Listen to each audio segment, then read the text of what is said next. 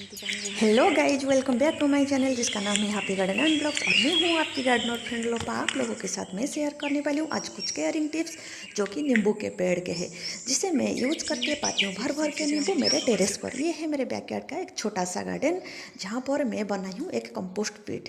तो उसी कंपोस्ट पीट से जितने भी खाद मेरे बनते हैं मैं यूज करती हूँ अपने टेरेस गार्डन पर। तो देख लीजिए यहाँ पर जितने भी मेरे किचन वेस्ट निकलते हैं, मेरे गार्डन से जितने वेस्ट निकलते हैं मैं यहाँ पर डाल लेती हूँ।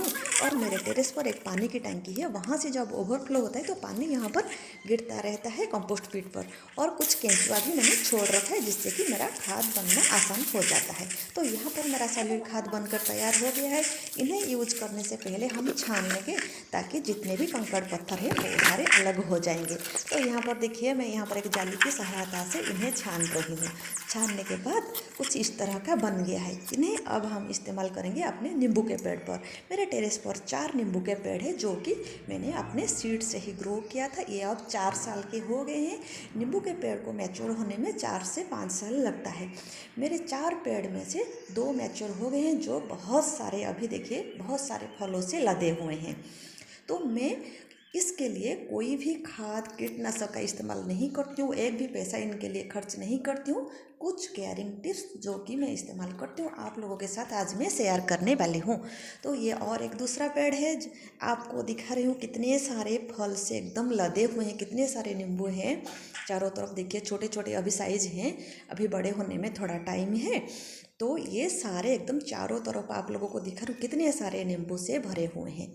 तो पहले तो आप लोगों को ये ध्यान में रखना है, हमेशा जिस भी गमले में आप लगाए हो या फिर कोई भी पेटी पर लगाए हो नींबू के पेड़, तो ड्रेनेज सिस्टम एकदम अच्छी होनी चाहिए। तो मैं यहाँ पर थर्मोकोल के पेटी पर लगाई हूँ, तो इसलिए चारों तरफ बड़े बड़े होल कर रखा है मैंने, और नीचे की तरफ भी होल कर रखा है। यहाँ पर जो मिट्टी आपको गीली दिख रही है वहाँ पर मैंने एक लिक्विड खाद का सिस्टम बना रखा है। यहाँ पर एक डिब्बा रखा है, उस डिब्बे में मैं वेजिटेबल पील्स को डाल लेती हूँ और एक गुड़ का टुकड़ा डाल लेती हूँ और डिब्बा को पानी आधा तक भर लेती हूँ।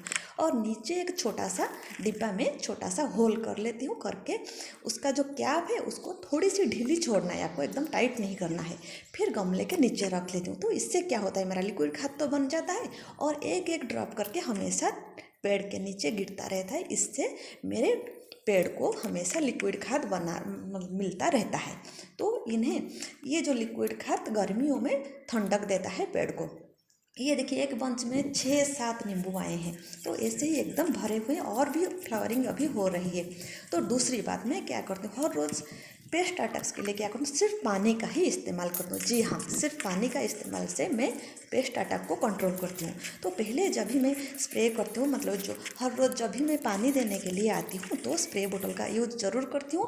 पहले स्प्रे बोतल का नोज को मैक्सिमम पे रख लेती हूँ, इससे होल उसका बड़ा हो जाता है। तो मैं जितने सारे नींबू होते हैं उन्हें मैं धो डालती हूँ। तो धो डालने से क्या होता है, जितने सारे वाइट पैचेस होते हैं नींबू के चारों तरफ वो धुल जाते हैं। ये मिलीबग्स का अटैक होता है, अगर नहीं हुआ है तो भी अटैक नहीं होगा, अगर हो चुके हैं तो हर रोज़ ऐसे करने से सारे धुल जाएंगे। तो उसके बाद मैं जो नोज का जो स्प्रे बोतल का नोज को फिर मिनिमम पे ले आती हूँ। तो स्प्रे बोतल चारों तरफ ऐसे पानी इवनली स्प्रे होता है। तो उससे क्या होता है, मेरी जो सारी पत्तियाँ उनमें जो जितने सारे डस्ट होते हैं वो सारे धुल जाएंगे। तो ऐसे मेरे पत्तियों का तो सेफ्टी हो गया। और जब भी मैं स्प्रे बोतल से ऐसे स्प्रे करती हूँ तो मेरे नज़र में आ जाते हैं कुछ पत्तियाँ जो मुड़े हुए होते हैं, तो मैं उन्हें भी तोड़ लेती हूँ। उससे क्या होता है, वहाँ पर वो जो मुड़े हुए होते हैं उनके अंदर चींटियाँ अंडा दे देते हैं, तो उन्हें भी हमें निकाल देना है। तो ये पेस्ट कंट्रोल तो हो गया और लिक्विड खाद भी मिल गया है। तो ये जो नींबू के पेड़ होते हैं हेवी फीडर होते हैं, हमेशा इन्हें बहुत सारा खाद की ज़रूरत होता है।